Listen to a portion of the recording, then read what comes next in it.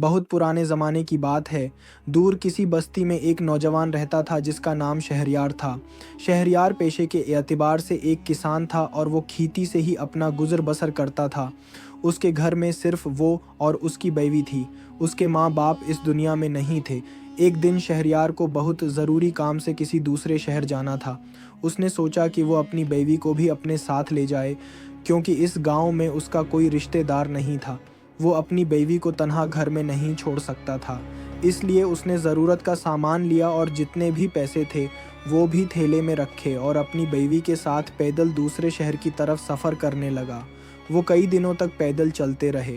پھر جب وہ دوسرے علاقے کی سرحد سے گزرے تو راستے میں کچھ ڈاکو آ گئے۔ ڈاکوؤں نے ان پر حملہ کیا اور کہا، آئے آدمی، چپ چاپ سب کچھ ہمارے حوالے کر دو، ورنہ تمہارے لیے اچھا نہیں ہوگا۔ شہریار نے ذرہ بھر مزاحمت نہ کی اور سب کچھ ڈاکوؤں کے حوالے کر دیا۔ ڈاکو سارا سامان لے کر فرار ہو گئے اور شہریار اور اس کی بیوی خالی ہاتھ رہ گئے۔ ایک اجنبی شہر میں دونوں کی حالت بہت خراب ہو گئی، کیونکہ اجنبی شہر میں پیسہ ہی سب کچھ ہوتا ہے۔ شہریار فکر میں ڈوبا ہوا شہر کی طرف بڑھنے لگا۔ اسے یہ فکر کھائے جا رہی تھی کہ اب وہ کیا کرے اور کیسے کرے۔ اس کی جان پہچان بھی نہ تھی اور نہ ہی کوئی سہارا۔ چلتے چلتے اسے دور ایک کٹیا نظر آئی۔ وہ اپنی بیوی کو لے کر اس کٹیا کی طرف چل پڑا۔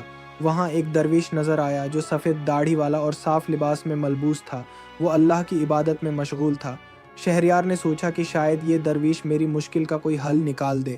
وہ درویش کے پاس گیا، سلام کیا اور بڑی عاجزی سے اپنی پریشانی بیان کی۔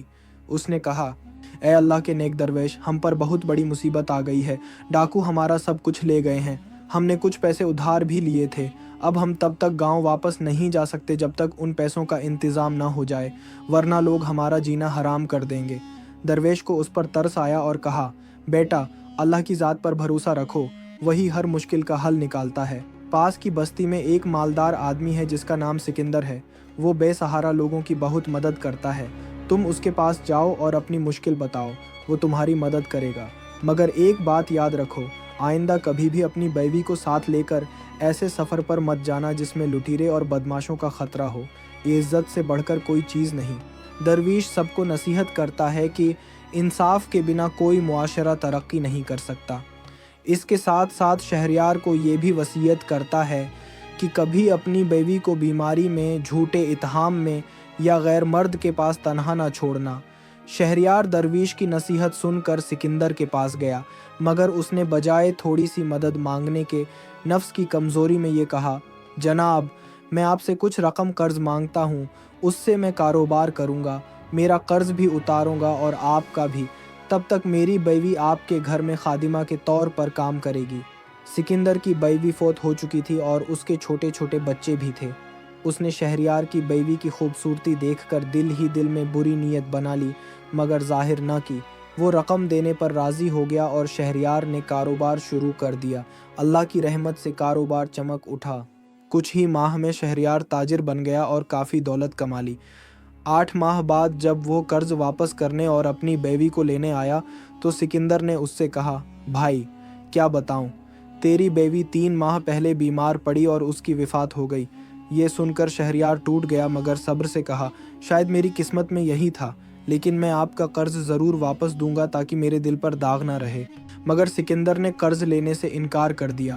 شہریار اداس ہو کر دوبارہ درویش کے پاس گیا اور سارا واقعہ سنایا۔ درویش غصے میں بولا، بے وقوف آدمی، تو اپنی بیوی کو غیر آدمی کے پاس تنہا کیسے چھوڑ آیا؟ میں تجھے کہہ رہا ہوں، وہ زندہ ہے۔ سکندر نے یا تو اسے چھپا دیا ہے یا بیچ دیا ہے۔ تو خلیفہ کے پاس جا اور انصاف مانگ۔ شہریار خلیفہ کے دربار میں گیا، فریاد کی۔ خلیفہ نے سکندر کو بلا کر پوچھا۔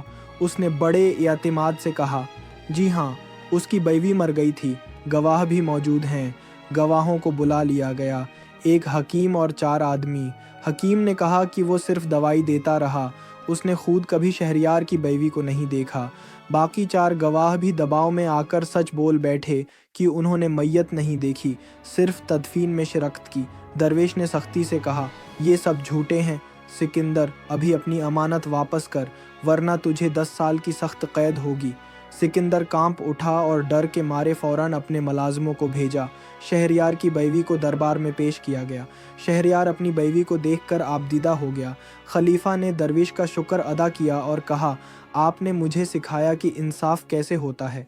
दरवेश ने नसीहत की, याद रखो, जिस मुआशरे में इंसाफ ना हो वो कभी तरक्की नहीं करता।